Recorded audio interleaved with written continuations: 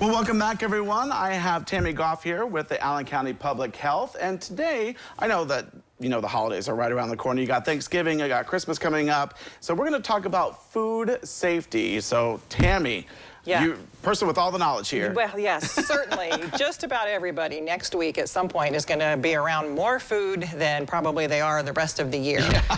So it's real important. You don't want a foodborne illness to put a damper on anybody's celebration and get together.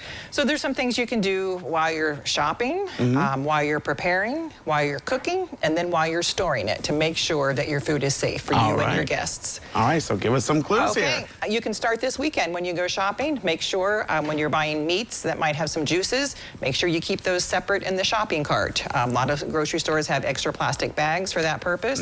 You just don't want any opportunity for those juices to get on anything else. Right. And then when you get home, make sure you do the same kind of storage in your refrigerator. Keep them wrapped up in a separate bag.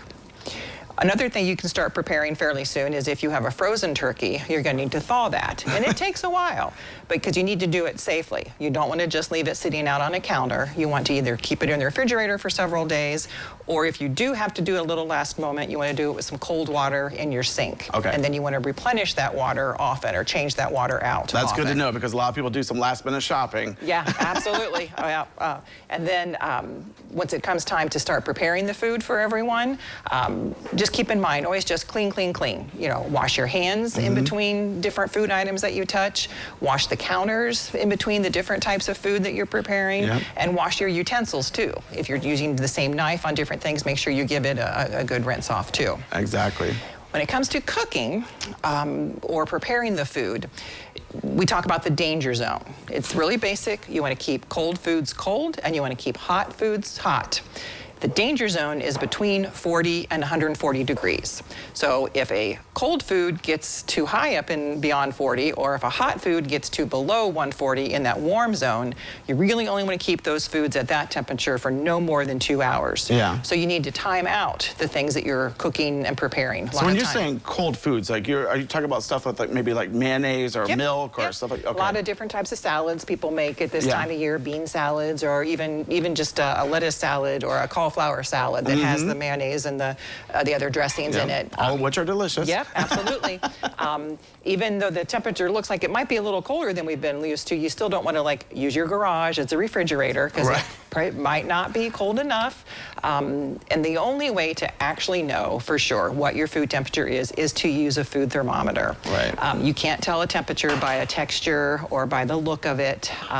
You can tell if something's warm or hot, but not if it's hot enough or cool enough. So it's a good idea to make sure you've got a thermometer. Right, and when you talk about thermometers, you know, there's so many out there, and you know, there's stuff that you can actually poke in, like let's say a turkey, but there's also those thermal thermometers, or is there something that you might recommend? There's all kinds of fancy gadgets with infrared that you can use, but the most basic way is just to get a thermometer that's long enough so that you can test the internal temperature of a turkey. A turkey can be pretty big, so you want to make sure that it's big enough. Exactly, and then also when you're maybe storing the food, you know, after everyone's done eating, do you have anything suggestions on that? Yes, you can only keep leftovers in your refrigerator for 3 to 4 days. So sometimes a lot of people like to spread it out throughout the whole next week, but really to be safe, you want to make sure you use it within the 3 to 4 days. Okay, saran wrap. Yep. Tupperware. Yep. Nice tight seals on them. And again, keep the foods that might have juices away from the foods that don't, so there's no